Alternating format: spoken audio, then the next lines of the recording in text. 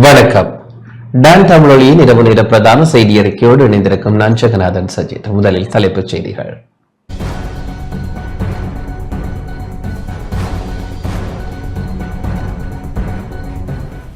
யாழ்ப்பாணம் எப்போதும் சிறந்த கல்வி மையமாக இருந்து வருவதாக பிரதமர் ஹரணி அமரசூரிய புகழாரம். நாட்டில் மிகவும் பலவீனமான அரசாங்கமே காணப்படுவதாக எதிர்க்கட்சித் தலைவர் குற்றச்சாட்டு. நாட்டில் வெப்பநிலை அதிகரிக்கும் நிலை காணப்படுவதாக வானிலை அதிகாரி மலிக் தகவல். கிளிநொச்சி கமநல காப்புறுதி சபை விவசாயிகளுக்கான இழப்பீட்டை தடுப்பதாக சம்மேளனம் குற்றச்சாட்டு. அதிபர் ஆசிரியர் சம்பள முரண்பாட்டை உடனடியாக தீர்க்குமாறு வலியுறுத்தி அதிபர் ஆசிரியர் கூட்டணி கொழும்பில் ஆர்ப்பாட்டம். தொடர்வது முதன்மை செய்தி.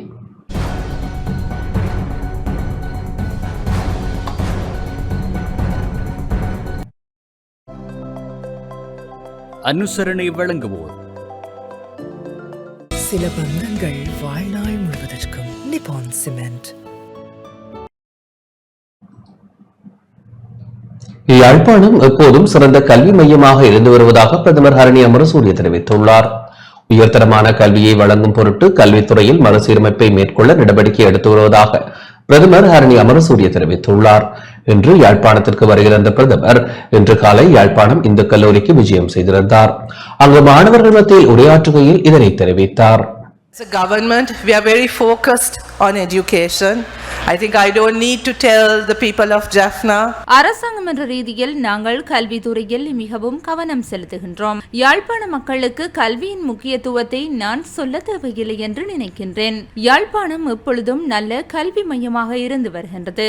ஆனால் இந்த கலாச்சாரம் நமது கடந்த கால பெருமைகளை பற்றி மட்டும் பேசாமல் எதிர்காலத்திலும் முதலீடு செய்வதை உறுதி செய்ய வேண்டும். மீண்டும் ஒருமுறை நமது சமூகத்தில் கல்வி ஒரு முன்னுரிமையாக மாறுவதையும் நல்ல கல்வியில் முதலீடு செய்வதையும் நாம் உறுதி செய்ய வேண்டும். இதுவே நமது அரசாங்கத்தின் நோக்கமாகும். இதை கருத்தில் கொண்டு கல்வியில் கணிசமான சீர்திருத்தங்களை திட்டமிட்டிருக்கின்றோம். கல்வி முறைமையை பற்றி பேசுகையில் பகுதி நேர வகுப்பு ஒரு சுமையாக மாறி வருவதை பற்றி அதிபர் பேசினார். உங்கள் அனைவருக்கும் தெரியும், நமது கல்வி முறையின் தோல்வியால் பகுதி நேர வகுப்பு வளர்ச்சி அடைந்தது.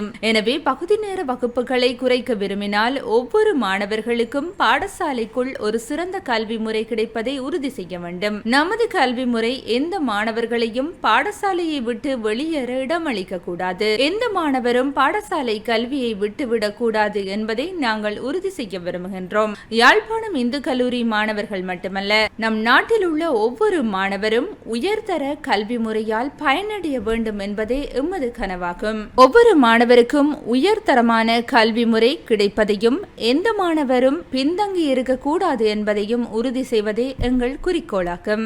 இந்த கல்வி சீர்திருத்தங்களுக்கான எங்கள் திட்டங்களை பற்றி உங்களுடன் வடக்கு மாகாணத்தில் உள்ள மற்றவர்களுடனும் விவாதிக்க நான் ஆவலுடன் காத்திருக்கின்றேன். இந்த சீர்திருத்தங்கள் யதார்த்தமாக மாறுவதை உறுதி செய்வதில் நீங்கள் எங்களுடன் பங்காளியாக இருப்பீர்கள் என்பது எனக்கு தெரியும். உங்களுடன் மேலும் கலந்துரையாடல்களை மேற்கொள்ள எதிர்பார்த்துள்ளேன். யாழ்ப்பாணம் இந்து கல்லூரி போன்ற பாடசாலையில் மாணவர்கள் இணைவது ஒரு பாக்கியம் என்றுதான் நான் நினைக்கின்றேன். ஆனால் அந்த பாக்கியத்துடன் பொறுப்பும் வருகிறது என்பதை நான் உறுதி செய்ய விரும்புகின்றேன். பொறுப்பு கூறல் சிறந்த தலைவர்களை இந்த சமூகத்துக்கு வழங்கும். அது தனிப்பட்ட வளர்ச்சியாக மாத்திரம் அமையாது, மாறாக சமூகத்திற்கு நாம் எதை வழங்க போகின்றோம் என்பதையும் தீர்மானிக்கின்றது. இந்த விடயம் சமூக பொறுப்புள்ள தலைமைத்துவ பாங்குள்ள சிறந்த பிரஜைகளை உருவாக்கும். எதிர்காலத்தில் இந்த பாடசாலையில் இருந்து சிறந்த தலைவர்கள் உருவாவார்கள் என்ற நம்பிக்கை உள்ளது. I hope one day that we can look back and celebrate a leader that emerges from this school, from this part of the country as well.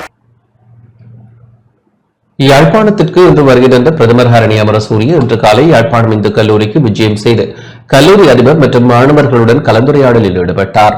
கல்லூரி விளையாட்டு மைதானத்தில் விளையாட்டில் ஈடுபட்டிருந்த மாணவர்களிடம் கலந்துரையாடிய பிரதமர் தேவைகளை கேட்டறிந்து கொண்டார். கல்லூரி அருங்காட்சியகம் மாணவர்களின் இணைப்பாட விதான செயற்பாடுகளையும் பார்வையிட்டார். இதன்போது கல்லூரி மண்டபத்தில் பிரதமர் உரையாற்றியதுடன் பிரதமருக்கு பாடசாலை அதிபரால் நினைவு பரிசொன்றும் கையளிக்கப்பட்டது. கடத்தொழில் அமைச்சர் ராமலிங்கம் சந்திரசேகர், நாடாளுமன்ற உறுப்பினர்களான க இளங்குமரன், ரஜீவன், ஜெயச்சந்திரமூர்த்தி, பாடசாலை ஆசிரியர்கள், மாணவர்கள் என பலர் பங்கேற்றனர்.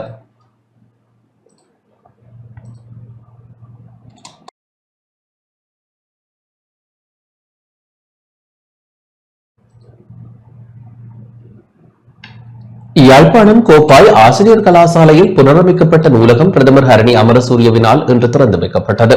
இதில் கடத்தொழில் அமைச்சர் ராமலிங்கம் சந்திரசேகர், நாடாளுமன்ற உறுப்பினர்களான ஸ்ரீ பவானந்த ராஜா, ரஜீவன் ஜெயச்சந்திரமூர்த்தி, வடக்கு மாகாண ஆளுநர் நா வேதநாயகர், ஆசிரியர் கலாசாலை அதிபர் லலீசன் மற்றும் கல்வி திணைக்கள உத்தியோகத்தர்கள் பங்கேற்றனர்.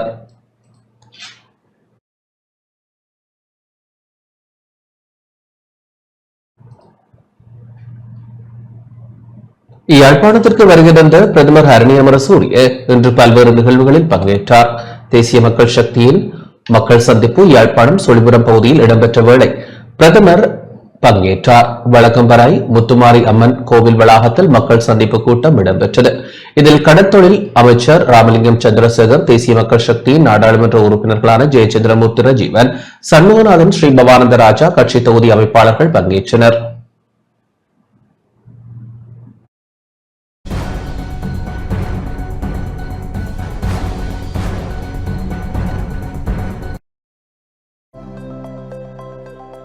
அனுசரணை வழங்கியோர் சில பந்தங்கள் வாழ்நாள் முழுவதற்கும் நிப்பான் சிமெண்ட்.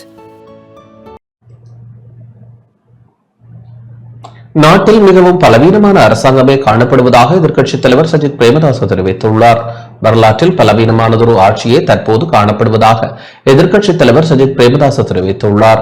ஐக்கிய மக்கள் சக்தி தலைமையகத்தில் நேற்று இடம்பெற்ற கட்சியின் தேர்தல் தொகுதி அமைப்பாளர்கள் மற்றும் செயற்பாட்டாளர்களுக்கான செயலமர்வு மற்றும் 2025 ஆண்டுக்கான தேர்தல் தொகுதி அமைப்பாளர் நியமன பத்திரங்கள் வழங்கும் நிகழ்வு என்பவற்றில் கலந்து கொண்டு உரையாற்றும் போதே அவர் இதனை குறிப்பிட்டார். 10 பிரதான விடயங்களை அடிப்படையாக கொண்டு ஐக்கிய மக்கள் சக்தி தமது வேலை திட்டத்தை முன்வைத்துள்ளது. அவை மக்களிடம் கொண்டு செல்லப்பட வேண்டும். தற்போது நாடு பயணிக்கும் பாதை தெளிவாக தெரிகிறது. வலுவான அரசாங்கத்திற்கு பதிலாக வரலாற்றில் மிகவும் தோன்றிய மிகவும் பலவீனமான அரசாங்கமே இங்கு காணப்படுகின்றது.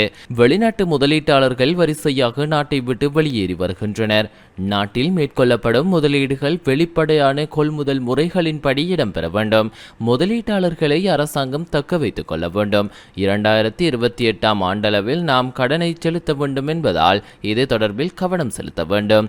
நாடு செலுத்த வேண்டிய கடனையும் வட்டியையும் செலுத்த வேண்டுமானால் அரசு அதிக வருமானத்தையும் ஒட்டுமொத்த பொருளாதார வளர்ச்சி இலக்குகளையும் அடைய வேண்டும். இவ்வாறு நடக்கும் பட்சத்தில் ஒரு நாடாக எம்மால் மீண்டு வர முடியும். இவ்வாறே சென்றால் இன்னும் ஒரு கடன் மறுசீரமைப்பிற்கு செல்ல வேண்டி வரும். அத்துடன் உள்ளூராட்சி மன்ற தேர்தலுக்கு நாம் தயாராகவே உள்ளோம். ஐக்கிய மக்கள் சக்தி என்பது ஒரு தற்காலிக கூட்டணி அல்ல. අපේ රටේ ඉහළ ආර්ථික වර්ධනයක් තිබෙන්නට ඉහළ ආර්ථික වර්ධනයක් වගේම ඉහළ රාජ්‍ය ආදායමකුත් තිබෙන්නට මේ ඉලක්ක ඇතුළු සාර්ව ආර්ථික ඉලක්කයන් ගණනාවක් සම්පූර්ණ කරොත් පමණයි අපිට රටක් හැටියට ගොඩ යන්න.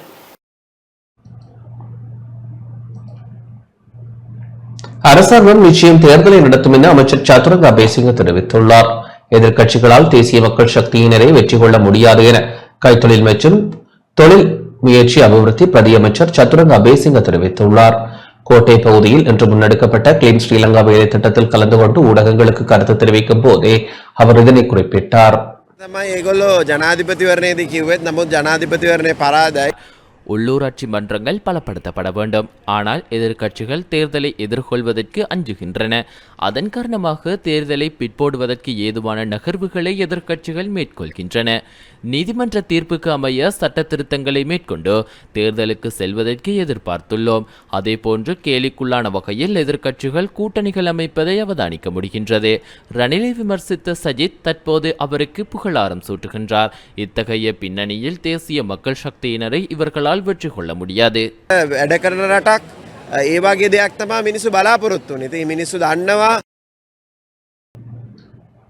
நாட்டில் வெப்பமான காலநிலை நிலவுவதாக வானிலை அதிகாரி மலித் பெர்னாண்டோ தெரிவித்துள்ளார்.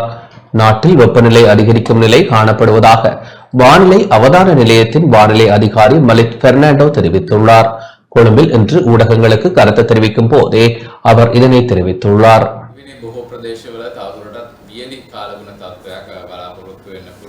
கடந்த நாட்களை பார்க்கிலும் நாட்டில் வெப்பநிலை அதிகரிக்கும் நிலை காணப்படுகின்றது. நாட்டின் பெரும்பாலான பிரதேசங்களில் பிரதானமாக சீரான காலநிலை நிலவும் என எதிர்பார்க்கப்படுகிறது. வடக்கு, வடமத்திய, கிழக்கு, வடமேல் மற்றும் மத்திய மாகாணங்களில் அதிகாலை வேளையில் குளிரான வானிலை நிலவும் என எதிர்பார்க்கப்படுகின்றது. வடமத்திய, சப்ரகமுவ, மத்திய, வடமேல் மற்றும் ஊவா மாகாணங்களில் சில இடங்களில் காலை வேளையில் பனிமூட்டமான நிலை காணப்படும் என எதிர்பார்க்கப்படுகிறது. நாட்டை சூழவுள்ள கடற்பரப்புகளில் காற்றானது வடகிழக்கு திசையிலிருந்து வீசக்கூடுவதுடன் காற்றின் வேகமானது மணித்தியாலத்துக்கு 20-30 கிலோமீட்டர் வரை காணப்படும் என எதிர்பார்க்கப்படுகிறது. கொழும்பிலிருந்து புத்தளம் ஊடாக மன்னார் வரையான கரையோரத்திற்கு அப்பாற்பட்ட கடற்பரப்புகளிலும் காலையிலிருந்து ஹம்பாந்தோட்டை ஊடாக பொத்துவில் வரையான கரையோரத்திற்கு அப்பாற்பட்ட கடற்பரப்புகளிலும் காற்றின் வேகமானது அவ்வப்போது மணித்தியாலத்திற்கு 40 கிலோமீட்டர் வரை அதிகரிக்கக்கூடிய சாத்தியம் காணப்படுகின்றது. கொழும்பிலிருந்து புத்தளம் ஊடாக மன்னார் வரையான கரையோரத்திற்கு அப்பாற்பட்ட கடற்பரப்புகளும் காலையிலிருந்து ஹம்பாந்தோட்டை ஊடாக பொத்துவில் வரையான கரையோரத்திற்கு அப்பாற்பட்ட கடற்பரப்புகளும் அவ்வப்போது ஓரளவு கொந்தளிப்பாக காணப்படும் என எதிர்பார்க்கப்படுகின்றது.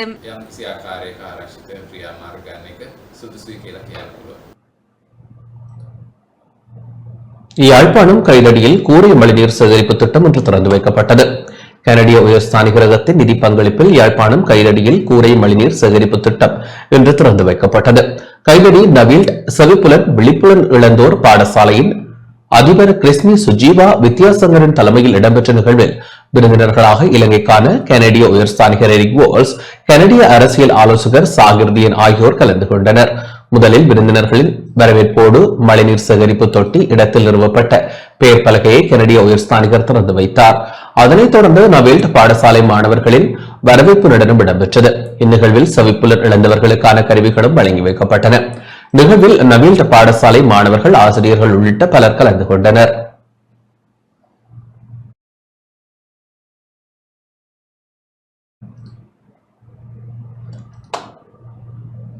கிளிநொச்சி கமநல காப்புறுதி சபை விவசாயிகளுக்கான இழப்பீட்டை தடுப்பதாக கிளிநொச்சி மாவட்ட கமக்காரர் அமைப்புகளின் சம்மேளன தலைவர் சுப்பிரமணியம் ஜதீஸ்வரன் தெரிவித்துள்ளார். காலபோக நெற்செய்கையில் கிளிநொச்சி மாவட்ட விவசாயிகள் அனர்த்தங்களால் பாரிய பாதிப்பை எதிர்கொண்டாலும் சுற்றுநிருபத்தை காரணம் காட்டி இழப்பீடுகளை நியாயமாக கிடைக்காமல் செய்யும் செயற்பாட்டில் கிளிநொச்சி கமநல காப்புறுதி சபை ஈடுபடுவதாக கிளிநொச்சி மாவட்ட கமக்காரர் அமைப்புகளின் சம்மேளன தலைவர் சுப்பிரமணியம் யதீஸ்வரன் தெரிவித்துள்ளார். இன்று கிளிநொச்சியில் ஊடக சந்திப்பை நடத்திய வேளை இவ்வாறு குறிப்பிட்டார். ஏற்பட்ட இந்த கடும் மழை காரணமாக பெரும்பாலான விவசாய நிலங்கள் அழிந்து விவசாயிகள் பெரும் அபாயகரமான ஒரு சூழலில் இருந்து வருகிறார்கள். அழிஞ்ச விவசாயிகளுக்கான விவசாயிகளுடைய இழப்பீடுகளை பெறுவதற்காக காப்புறுதி நிறுவனங்கள் ஊடாக விண்ணப்பித்த போது, அதை கேட்டபோது அதில் அக்கறை செலுத்தவில்லை கமநல காப்புறுதி நிறுவனம். பிறகு கமநல சேவை நிலையங்கள் ஊடாக இதற்கான அழிவுகளை எங்களுக்கு பதிவுகளை மேற்கொள்ளுங்கள், இந்த அழிவுகளை எங்கள் விவசாயிகளுக்கு பெற்றுத்தர வேண்டும் என விவசாயிகளும் நாங்களுமாக இணைந்து இதுகளை தேடிய போது குறிப்பிட்ட விவசாயிகளை பார்த்துவிட்டு இது வெள்ளத்தால் ஏற்படவில்லை, இது நோயினால் ஏற்பட்ட அழிவு, இந்த அழிவை தர முடியாது, எங்களுக்கான சுற்று நிருபம் இதுக்கு வழங்க முடியாது என குறிப்பிட்டிருந்தார்கள். கடந்த அரசாங்க காலங்களில் இப்படியான அழிவுகள் ஏற்பட்டது, வெள்ள அழிவு, நோய் அழிவுகள் ஏற்பட்டது. அப்போ நாங்கள் அந்த வெள்ள அழிவினால் ஏற்பட்ட சந்தர்ப்பத்திலே இப்படி கோரிய போது கடந்த அரசாங்க காலங்களில் எங்களுக்கான அழிவுகள் கிடைக்கப்பெற்றிருந்தது. ஆனால் இந்த அரசாங்கத்தினுடைய காலப்பகுதியில் எங்களுக்கான அழிவை இந்த கமநல காப்புறுதி நிறுவனம் தர மறுக்கின்றது. இந்த கிளிநொச்சியிலே இருக்கின்ற 6 கமநல சேவை நிலையங்களிடம் தகவல் அறிகின்ற சட்டத்தின் ஊடாக எங்களுடைய விவசாயிக்கு ஏற்பட்டிருக்கின்ற இந்த இழப்பும் இழைக்கப்பட்டிருக்கிற அநீதி தொடர்பாகவும் நான் கேள்வி கேட்டிருக்கின்றேன். எங்களுடைய மாவட்டத்திலே இருக்கின்ற விவசாயிகளினுடைய தற்போது ஏற்பட்ட இந்த அழிவினுடைய விவரம், உங்களுக்கு கிடைக்கப்பெற்ற அழிவினுடைய விவரம், நீங்கள் இந்த அழிவை பதிவு செய்தீர்களா அல்லது பதிவு செய்யாமல் அந்த விவசாயிகளை நிராகரிப்பதற்கான காரணம் என்ன? அப்படி நீங்கள் அழிவை வழங்குவதாக இருந்தால் நீங்கள் நிராகரித்த விவசாயினுடைய விவரம், எப்போது பதிவு செய்ய நீங்கள் அனுமதி வழங்கினீர்கள், எவ்வளவு பேருக்கு அனுமதி வழங்கினீர்கள், எத்தனை ஏக்கர் உங்களிடம் பதிவு செய்யப்பட்டது என்று இப்படி பலதரப்பட்ட கேள்விகளை தகவல் அறியும் சட்டத்தின் ஊடாக கிளிநொச்சி 6 கமநல சேவை நிலையங்களிடம் தகவல் அறியும் சட்டத்தின் ஊடாக அந்த தரவை கேட்டிருந்தேன். இது எல்லாம் ஒட்டுமொத்தமாக மாவட்டத்தினுடைய காப்புறுதி நிறுவனத்தினரிடமும் இந்த தரவுகளை கேட்டிருக்கிறேன். இந்த தகவலின் ஊடாக இந்த மாவட்டத்திலே ஏற்பட்டிருக்கின்ற இந்த அழிவுக்கான நீதியை கோரும் வகையிலே அடுத்த கட்ட நடவடிக்கை செல்ல இருக்கின்றோம். அது மக்களுடைய ஒரு ஆர்ப்பாட்டமாக கூட இருக்கலாம். இந்த வேளாண்மை நோயினால் அழிந்தது அல்லது இதற்கான இழப்பீட்டை வழங்க முடியாது என எவ்வாறு இவர்கள் கூறுவார்கள். ஆனால் இதற்கான சரியான நீதி கிடைக்கும் வரை நாங்கள் தொடர்ந்து இதற்கான போராட்டங்களை நடத்துவதற்கு இருக்கிறோம். எங்களுடைய இந்த மாவட்டத்தினுடைய கமக்கார அமைப்பினுடைய சம்மேளனத்தின் தலைவர் என்ற வகையிலே எங்களுக்கு தேசிய சம்மேளனம் என்று ஒன்று கொழும்பிலே இருக்கின்றது. எல்லா மாவட்டங்களையும் பிரதிநிதித்துவப்படுத்தக்கூடிய வகையில் ஒவ்வொரு மாவட்டங்களிலிருந்தும் ஒவ்வொருவரை அழைத்து கமநல ஆணையாளர்களுடைய தலைமையிலே கூட்டங்கள் நடக்கும். அங்கே விவசாய அமைச்சரும் பங்கு பெற்றுவார். எங்களுடைய மாவட்டத்தினுடைய நெல்லுடைய விளைநிலங்கள் ஏற்பட்ட அழிவுகள் எங்களுக்கு இழைக்கப்பட்ட அநீதி தொடர்பாக எல்லா விடயங்களையும் நான் அங்கே எடுத்து சென்றிருந்தேன். ஆணையாளரிடம் குறிப்பிட்டு விவசாய அமைச்சர் 2 பேரிடமும் எங்களுக்கான இந்த விடயங்களை நான் முன்வைத்திருந்தேன். ஆனால் அங்கே எந்த விடயங்களையும் கரிசனையாக அவர்கள் கேட்டுக்கொள்ளவில்லை. ஒரு விடயத்தை தெளிவாக திடமாக நான் சொல்லியிருந்தேன். கமநல காப்புறுதி நிறுவனம் எங்களுக்கான அழிவுக்கான அந்த பச்சை படிவத்தை தர மறக்கிறார்கள். ஆகவே அந்த படிவத்தை உடனடியாக விவசாயிக்கு வழங்கி அவர்களுடைய அழிவை மதிப்பீடு செய்யுமாறும் எல்லா மாவட்டங்களையும் விட கிளிநொச்சியிலே மட்டும் ஏதோ தனித்துவமாக எங்களை பழி வாங்குவதா அல்லது எங்களை கவலையினமாக விட்டார்களா அல்லது என்ன நடந்தது என்று தெரியவில்லை. கிளிநொச்சியிலே மாத்திரம் சரியான பிழையான நடவடிக்கையை மேற்கொண்டிருக்கிறார்கள். கடந்த அரசாங்கங்களையும் விட இந்த அரசாங்கத்தினுடைய நடவடிக்கை விவசாயியை ஆக இன்னும் ஒரு அபாயகரமான நிலைக்கு கொண்டு போகும் போலதான் எங்களுக்கான ஐயப்பாடு இருக்கின்றன. மறைந்த மூத்த ஊடகவியலாளர் இ பாரதிக்கு மட்டக்களப்பில் அஞ்சலி செலுத்தப்பட்டது. மறைந்த மூத்த ஊடகவியலாளர் அமரர் ராஜநாயகம் பாரதிக்கு மட்டு ஊடக அமையத்தில் இன்றைய தினம் அஞ்சலி செலுத்தப்பட்டது. மட்டு ஊடக அமையம் மட்டக்களப்பு மாவட்ட தமிழ் ஊடகவியலாளர் ஒன்றியம், கிழக்கிழமை பத்திரிகையாளர் சங்கம் ஆகியவற்றின் ஏற்பாட்டில் அஞ்சலி நிகழ்வு ஏற்பாடு செய்யப்பட்டிருந்தது.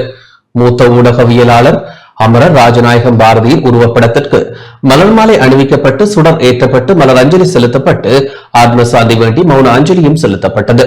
நாடாளுமன்ற உறுப்பினர் வைத்தியர் இ ஸ்ரீநாத், ஊடகவியலாளர்கள், சிவில் சமூக செயற்பாட்டாளர்கள், அரசியல் கட்சிகளின் பிரதிநிதிகளும் அஞ்சலி நிகழ்வில் பங்கேற்றனர்.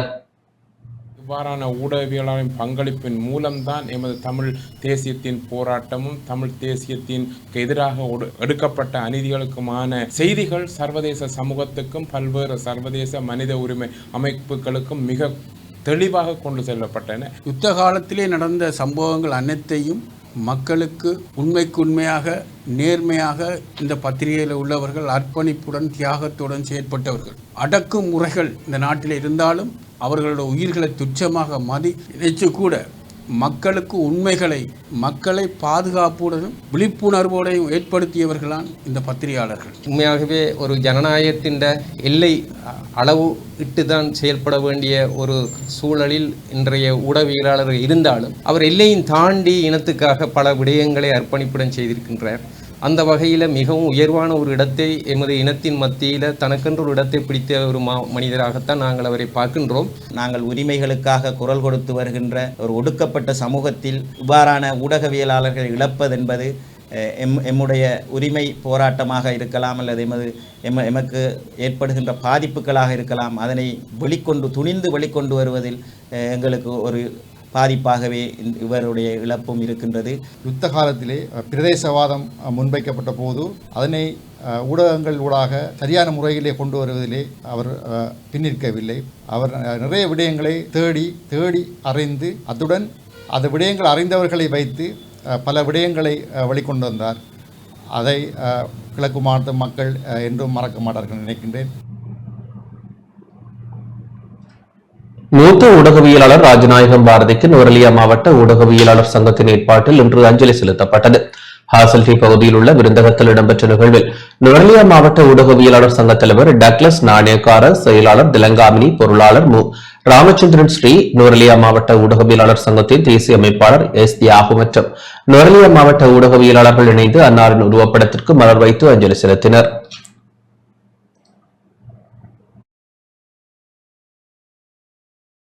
செய்திகள் தொடர்கின்றன.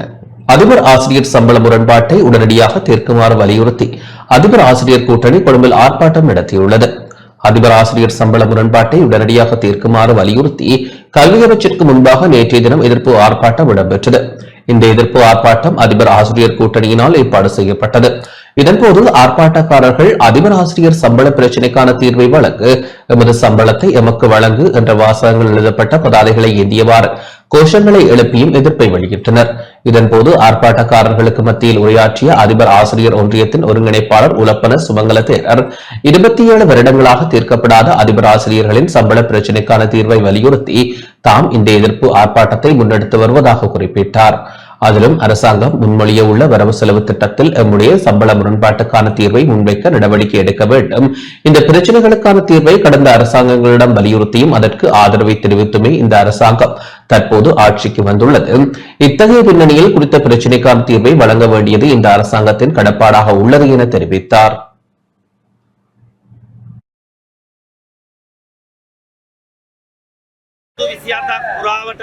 27 வருடங்களாக தீர்க்கப்படாத அதிபர் ஆசிரியர்களின் சம்பள பிரச்சினைக்கான தீர்வை வலியுறுத்தியே நாம் இந்த எதிர்ப்பு ஆர்ப்பாட்டத்தை முன்னெடுத்து வருகின்றோம்.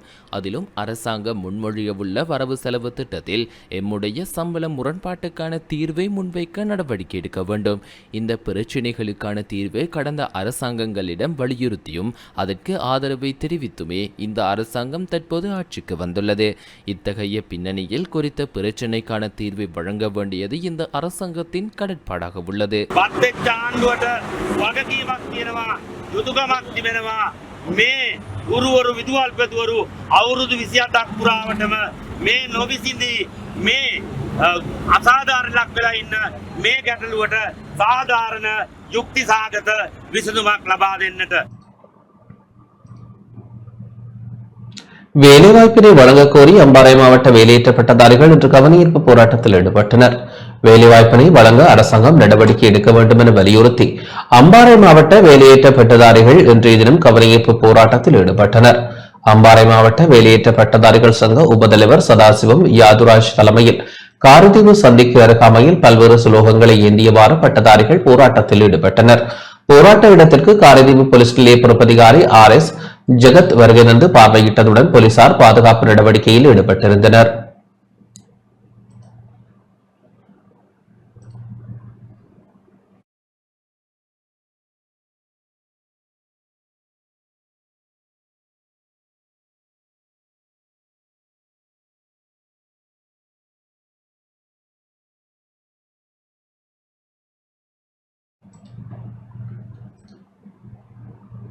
பிடியளவு கம்ம நிலத்திற்கு தேசிய வேலை திட்டம் நாடளாவிய ரீதியில் இன்று ஆரம்பித்து வைக்கப்பட்டது.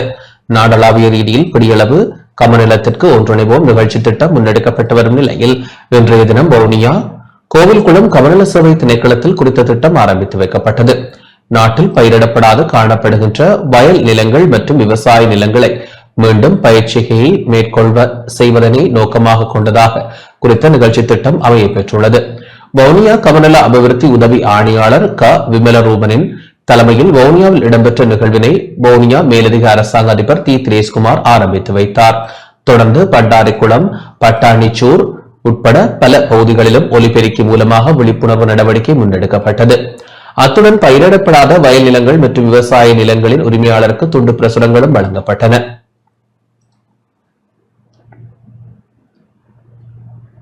பிடியளவு கமநிலத்திற்கு ஒன்றிணைவோம் கிளிநொச்சி மாவட்டத்திற்குரிய விழிப்புணர்வூட்டும் வேலை திட்டத்தின் ஆரம்ப நிகழ்வு பழைய கமநல சபை நிலையத்திலிருந்து இன்று காலை முன்னெடுக்கப்பட்டது. கிளிநொச்சி மாவட்ட கமநல அபிவிருத்தி திணைக்கள பிரதி ஆணையாளர் தேவரதன் தலைமையில் கமநல சபை நிலைய உத்தியோகத்தர்கள் குறித்த விழிப்புணர்வு செயற்திட்டத்தை முன்னெடுத்தனர். மக்களுக்கு துண்டு பிரசுரங்களை வழங்கி பயிரிடப்படாது காணப்படுகின்ற வயல் நிலங்கள் மற்றும் விவசாய நிலங்களில் மீண்டும் பயிற்சியை மேற்கொள்ள செய்வது தொடர்பான விழிப்புணர்வை வழங்கியிருந்தனர். பிடியளவு கமநலத்திற்கு எனும் தேசிய வேலை திட்டம் நாடளாவிய ரீதியில் உள்ள கமநல சேவை நிலையங்களில் இன்றைய தினம் ஆரம்பித்து வைக்கப்பட்டது. திருகோணமலை தோப்பூர் கமநல சேவை நிலையத்திலும் இந்நிகழ்வு இன்று காலை இடம்பெற்றது. தோப்பூர் கமநல சேவை நிலையத்தில் இடம்பெற்ற நிகழ்வில் கலந்து கொண்ட கமக்காரர்களுக்கு பிடியளவு கமநிலத்திற்கு என்ற வேலை திட்டம் தொடர்பான விழிப்புணர்வு வழங்கப்பட்டு பொதுமக்களுக்கு துண்டு பிரசுரங்களும் விநியோகிக்கப்பட்டன. கமக்காரர்கள் பெண் கமக்கார அமைப்புகளின் பிரதிநிதிகள் பேரணியாக கமநல சேவை திணைக்களத்திலிருந்து தோப்பூர் பிரதான வீதியூடாக சென்று மீண்டும் கமநல சேவை நிலையத்தை வந்தடைந்தனர். திருகோணமலை தலைமை கமநல அபிவிருத்தி உத்தியோகத்தர் AL ஹைசரும் இதில் கலந்து சிறப்பித்தார்.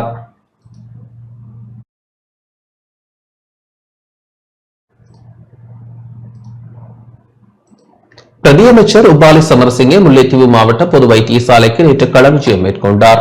முல்லைத்தீவு மாவட்ட பொது வைத்தியசாலையின் நிலைமைகளை கூட்டுறவு பிரதியமைச்சரும் முல்லைத்தீவு மாவட்ட அபிவிருத்தி குழு தலைவருமான உபாலி சமரசிங்கே நேற்று மாலை நேரில் சென்று பார்வையிட்டதுடன் நோயாளர்களுடனும் கலந்துரையாடலில் ஈடுபட்டார். இதன்போது முல்லைத்தீவு மாவட்ட பிராந்திய சுகாதார சேவைகள் பணிப்பாளர் வைத்திய கலாநிதி உமாசங்கரிடம் வைத்தியசாலையின் தேவைகள் மற்றும் குறைகளை நேரில் கேட்டறிந்து கொண்டார். மாவட்ட வைத்தியசாலையில் நிலவும் ஆண் பெண் விடுதி பற்றாக்குறை தொடர்பிலும் நோயாளர் அவதியுறும் நிலைமைகள் தொடர்பிலும் நேர்வையில் பார்வையிட்ட பிரதியமைச்சர் தற்காலிக தீர்வாக சிலவற்றை ஏற்படுத்தி தருவதாகவும் நிரந்தர தீர்வாக எதிர்காலத்தில் உரியவர்களுடன் கலந்துரையாடி பெற்றுத்தர முயற்சிப்பதாகவும் உறுதியளித்தார். இந்த விஜயத்தில் வன்னி மாவட்ட நாடாளுமன்ற உறுப்பினர்களான என் திலகநாதன், எம் ஜெகதீஸ்வரன், வைத்தியர்கள் மற்றும் பிரதி அமைச்சரின் இணைப்பாளர்கள் இணைந்திருந்தனர்.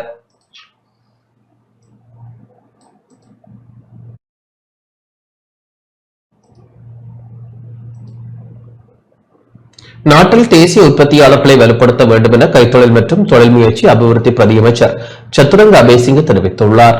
உற்பத்தி பொருளாதாரத்தை அதிகரிக்க வேண்டுமாயின் தேசிய உற்பத்தியாளர்களை வலுப்படுத்த வேண்டியது அவசியம் என கைத்தொழில் மற்றும் தொழில் முயற்சி அபிவிருத்தி பிரதியமைச்சர் சத்துரங்க அபேசிங்க தெரிவித்துள்ளார்.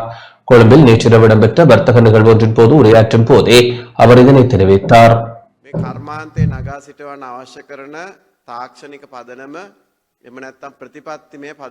உற்பத்தி பொருளாதாரத்தை அதிகரிக்க வேண்டுமாயின் தேசிய உற்பத்தியாளர்களை வலுப்படுத்த வேண்டியது அவசியமாகும். வரி குறைப்பை மேற்கொள்ளுமாறு உற்பத்தியாளர்கள் பலர் கோரிக்கைகளை முன்வைக்கின்றனர். ஏற்றுமதிகளை மேற்கொள்வதற்கு வரி பாரிய தடையாக உள்ளதாகவும் அவர்கள் கூறுகின்றனர். வரி கொள்கை அடிப்படையில் நாம் சிக்கொண்டுள்ளோம். அதிலிருந்து வெற்றி பெற அனைவரும் ஒன்றுபட வேண்டும். அனைவரும் ஒன்றிணைந்து இந்த சவால்களை வெல்ல வேண்டும். சர்வதேச அளவில் வெற்றி பெறக்கூடிய இலங்கை பிராண்ட் ஒன்று இன்று அறிமுகப்படுத்தப்பட்டது.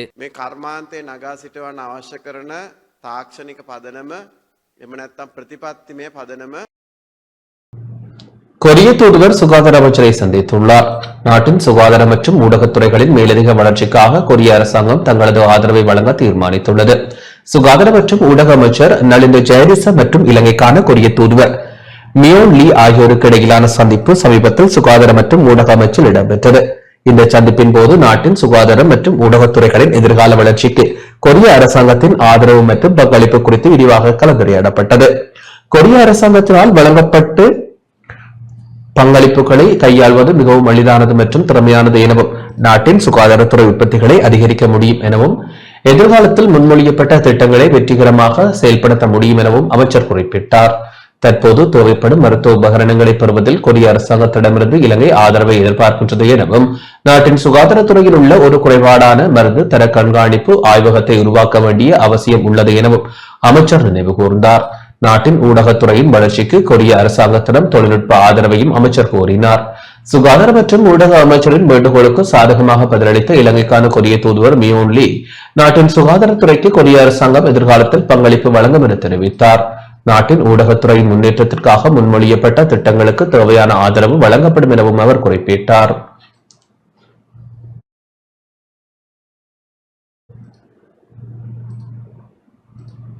கொழும்பில் ஆரம்பமான துவிச்சக்கர வண்டி பயணம் இன்று யாழ்ப்பாணம் புத்தூரை வந்தடைந்தது. வைத்தியசாலைக்கான நிதியை சேகரிக்கும் நோக்கில் கொழும்பில் ஆரம்பமான துவிச்சக்கர வண்டி பயணம் இன்று யாழ்ப்பாணம் புத்தூரை வந்தடைந்தது.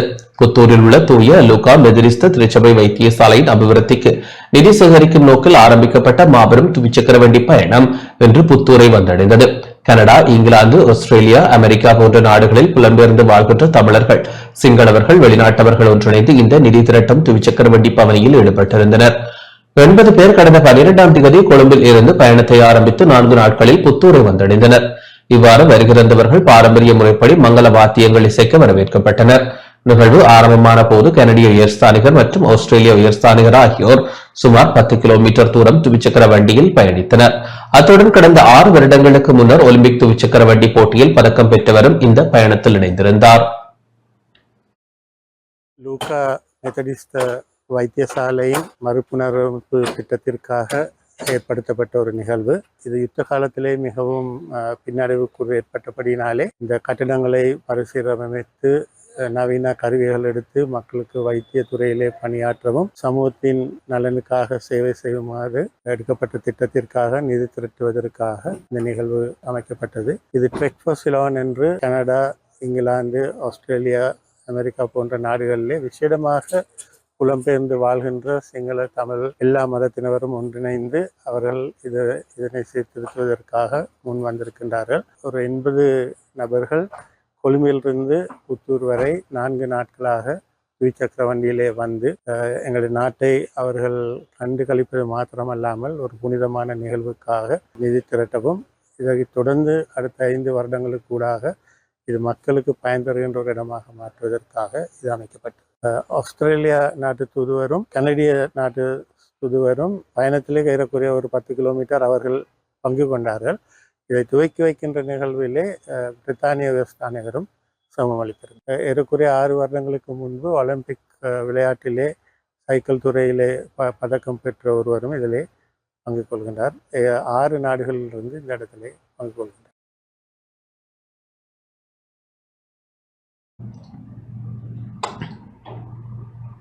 மன்னாரில் கிளீன் ஸ்ரீலங்கா வேலை திட்டம் ஒன்று முன்னெடுக்கப்பட்டது.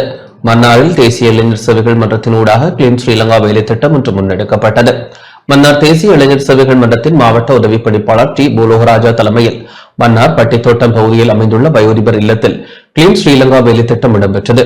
மத தலைவர்கள், இளைஞர் யுவதிகள், கிராம மக்கள், தேசிய இளைஞர் சேவைகள் மன்றத்தின் பிரதிநிதிகள் இணைந்து வயோதிபர் இல்ல வளாகத்தில் சிரமதான பணியை முன்னெடுத்தனர். இளைஞர் சேவைகள் மன்றத்தினால் கிளிநொச்சியில் இன்று கிளீன் ஸ்ரீலங்கா வேலை திட்டம் முன்னெடுக்கப்பட்டது. இளைஞர் மற்றும் விளையாட்டு அமைச்சின் கீழ் செயல்பட்டு வரும் தேசிய இளைஞர் சேவைகள் மன்றத்தினால் நாடளாவிய ரீதியில் இன்று சிரமதான பணி ஆரம்பிக்கப்பட்டது. அந்த வகையில் கிளிநொச்சி மாவட்டத்தின் ஏனையின் வீதியில் நீதிமன்ற கட்டட தொடக்கம் கரடிபோக்கு சந்தி வரை வீதியில் அமைக்கப்பட்டுள்ள பூச்சாடிகள் துப்புரவு செய்யப்பட்டு நடவடிக்கை முன்னெடுக்கப்பட்டது. இதில் இளைஞர் யுவதிகள் பங்கேற்றனர்.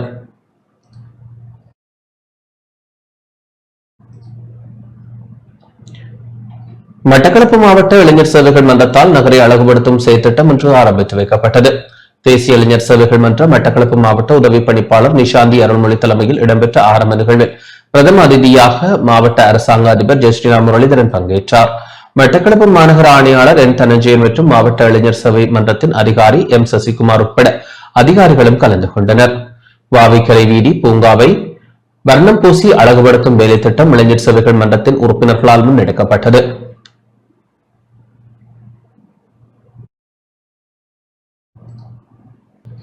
செய்திகள் தொடர்கின்றன. வவுனியாவில் விவசாய நிலங்கள் ஆக்கிரமிக்கப்படுவதாக விவசாயிகள் குற்றம் சாட்டியுள்ளனர்.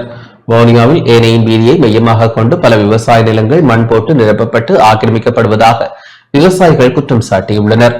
குறிப்பாக வவுனியா, நொச்சிமோட்டை, தாண்டிக்குளம், யாழ்வீதி, பட்டாணிச்சூர் ஆகிய பகுதிகளில் உள்ள விவசாய காணிகளில் மண் போட்டு அவற்றை நிரப்பி புதிதாக வர்த்தக நிலையங்கள், கட்டடங்கள் என்பவற்றை அமைக்கும் செயற்பாடுகள் தொடர்ச்சியாக முன்னெடுக்கப்பட்டு வருவதாகவும், இது தொடர்பில் கமநல அபிவிருத்தி திணைக்களத்திடம் முறையிட்டும் நடவடிக்கை எடுக்கப்படவில்லை எனவும் விவசாயிகள் குற்றம் சாட்டியுள்ளனர்.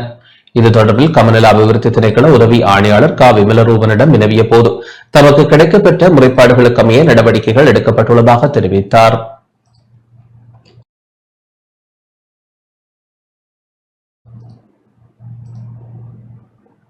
மட்டக்களப்பு தலைமையக போலீஸ் பிரிவிற்குட்பட்ட போலீஸ் உத்தியோகத்தர்களுக்கான வருடாந்த ஆய்வு அறிக்கை பரிசோதனை அணிவகுப்பு இன்று இடம்பெற்றது. மட்டக்களப்பு தலைமையக போலீஸ் பிரிவிற்குட்பட்ட போலீஸ் நிலைய உத்தியோகத்தர்களுக்கான வருடாந்த ஆய்வு அறிக்கை பரிசோதனை வெஃபர் மைதானத்தில் இன்று இடம்பெற்றது.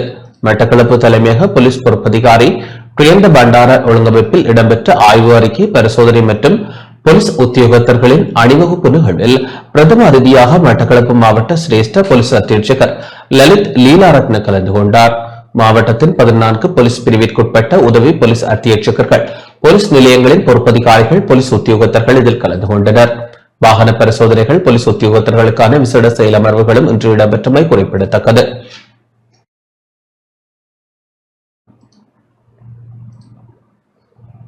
அம்பாறை கோலாவில் பகுதியில் ஆணொருவரின் சடலம் மீட்கப்பட்டுள்ளது. அம்பாறை அக்கரைப்பற்று கோலாவில் 2 கிராமத்தில் ஆணொருவரின் சடலம் மீட்கப்பட்டுள்ளது. கோலாவில் 3 வசித்து வந்த 3 பிள்ளைகளின் தந்தையான 46 வயதுடைய சுந்தரலிங்கம் கமல்ஹாசன் என்பவரே சடலமாக மீட்கப்பட்டுள்ளார். நேற்று தனது வீட்டிலிருந்து புறப்பட்டு சென்றிருந்த இவர் இரவு வரை வீடு திரும்பாத நிலையில் இன்று சடலமாக மீட்கப்பட்டார். அக்கரைப்பற்று போலீசார் மரணம் தொடர்பான விசாரணைகளை முன்னெடுத்துள்ளனர்.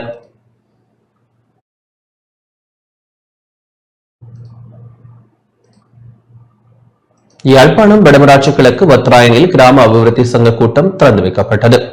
யாழ்ப்பாணம் வடமராட்சி கிழக்கு வத்ராயன் பகுதியில் கிராம அபிவிருத்தி சங்க கட்டடம் நேற்று திறந்து வைக்கப்பட்டது. பொருளாதார நெருக்கடியால் பூர்த்தியடையாமல் காணப்பட்ட வத்ராயன் கிராம அபிவிருத்தி சங்க கட்டடம் முன்னாள் நாடாளுமன்ற உறுப்பினர்களான அங்கஜன் ராமநாதன், டக்ளஸ் தேவானந்தா ஆகியோரின் அதிகளவான நிதி பங்களிப்போடு பூர்த்தி செய்யப்பட்டு நேற்று மக்கள் பாவனைக்காக திறந்து வைக்கப்பட்டது. வத்ராயன் கிராம அபிவிருத்தி சங்க தலைவர் எஸ். செல்வன் தலைமையில் இடம்பெற்ற நிகழ்வில் வடமராட்சி கிழக்கு பிரதேச செயலக உதவி பிரதேச செயலாளர் கலந்து கொண்டு மண்டபத்தை திறந்து வைத்தார். இந்நிகழ்வில் வத்ராயன் கிராம அலுவலர், வடமராட்சி கிழக்கு பிரதேச செயலக கணக்காளர், ஈழ மக்கள் ஜனநாயக கட்சியின் ஊடக பேச்சாளர் ஸ்ரீரங்கேஸ்வரன், தேசிய மக்கள் சக்தியின் மருதங்கணி கிளை பொறுப்பாளர் ஷாம் உள்ளிட்ட பலர் கலந்து கொண்டனர்.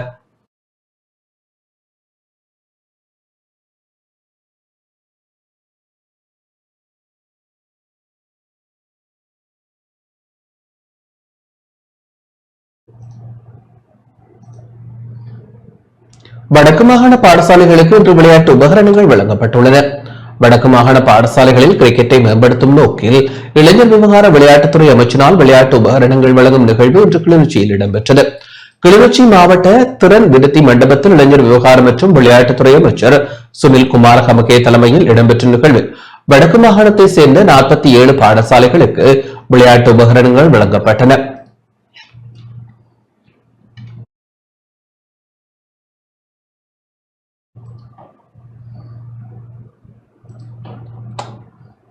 உலகளாவிய ராமகிருஷ்ண மடம் மற்றும் ராமகிருஷ்ண மிஷனின் துணைத் தலைவர் ஸ்ரீமத் சுவாமி சுதிஹானந்தஜி மகாராஜ் மட்டக்களப்பிற்கு வருகை தந்தார். உலகளாவிய ராமகிருஷ்ண மடம் மற்றும் ராமகிருஷ்ண மிஷனின் துணைத் தலைவர் ஸ்ரீமத் சுவாமி சுகிதானந்தஜி மகாராஜ் நேற்றைய தினம் மட்டக்களப்பிற்கு வருகை தந்தார். விமானம் மூலம் மட்டக்களப்பிற்கு வருகை தந்த அவரை மண்முனை வடக்கு பிரதேச செயலாளர் சிவப்பிரியா வில்வரட்னம், ராமகிருஷ்ண மிஷன் பொது முகாமையாளர் சுவாமி நீல மாதவானந்தா உட்பட சுவாமிகள் வரவேற்றனர். கல்லடி மணிக்கூட்டு கோபுரத்திற்கு அருகிலிருந்து சுவாமிக்கு மாபெரும் வரவேற்பு ஊர்வலம் வழங்கப்பட்டது. சுவாமி விபுலானந்தா அழகியல் கற்கைகள் நிர்வாகத்தின் இன்னியம் இசைக்குழுவினரின் இன்னிசையுடன் பெருமளவான மக்களால் ராமகிருஷ்ண மிஷன் வரையில் வரவேற்பு ஊர்வலம் இடம்பெற்றது. ராமகிருஷ்ண மிஷனில் உள்ள ராமகிருஷ்ணம் ஆலயத்தில் விசேட பூஜைகளிலும் கலந்து கொண்ட அவர் பக்தர்களுக்கு ஆசி வழங்கினார். நிகழ்வில் ராமகிருஷ்ண மிஷனின் சுவாமிகள் மற்றும் ராமகிருஷ்ண மிஷன் நூற்றாண்டு சபையின் உறுப்பினர்கள் என பெருமளவானோர் கலந்து கொண்டனர். ராமகிருஷ்ண மிஷன் மட்டக்களப்பு நூற்றாண்டு தொடக்க விழாவில் கலந்து கொள்வதற்காக உலகளாவிய ராமகிருஷ்ண மடம் மற்றும் ராமகிருஷ்ண மிஷனின் துணைத் தலைவர் வருகை தந்துள்ளமை குறிப்பிடத்தக்கது.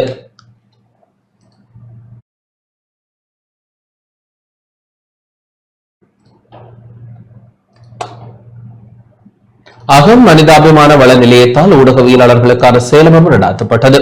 அகம் மனிதாபிமான வள நிலையம் ஜனநாயக பங்குதாரர்களுக்கான புலனாய்வு அறிக்கையிடலில் ஒன்றான தகவல் அறியும் உரிமை சட்டம் பற்றிய பயிற்சி செயலமர்வை மட்டக்களப்பில் நடாத்தியது. அகம் மனிதாபிமான வள நிலைய உத்தியோகத்தர்களின் ஒருங்கிணைப்பில் நிறுவனத்தின் பிரதி இணைப்பாளர் மதன் தலைமையில் இடம்பெற்ற செயலமர்வில் வளவாளராக SM ரசீன் கலந்து கொண்டார். தகவல் அறியும் உரிமை சட்டம் தொடர்பாகவும் ஊடகவியலாளர்களின் புலனாய்வு அறிக்கையிடலுக்கு அது எவ்வாறு பயன் அளிக்கின்றது என்பது தொடர்பிலும் விளக்கங்கள் வழங்கப்பட்டன.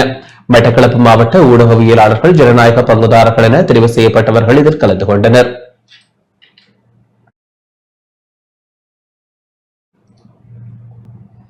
இத்துடன் இந்த செய்தி அறிக்கை நிறைவடைகின்றது. வணக்கம்.